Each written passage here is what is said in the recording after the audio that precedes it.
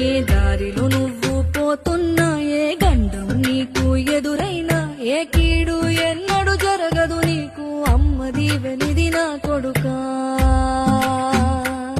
ఈ దిక్కులు నీతో కదిలేను, ఆ చుక్కలి దిష్టి తీసేను, ఏ గాలి ధూళి సోకదు నిన్ను, అమ్మ దీవెనిది నా కొడుకా.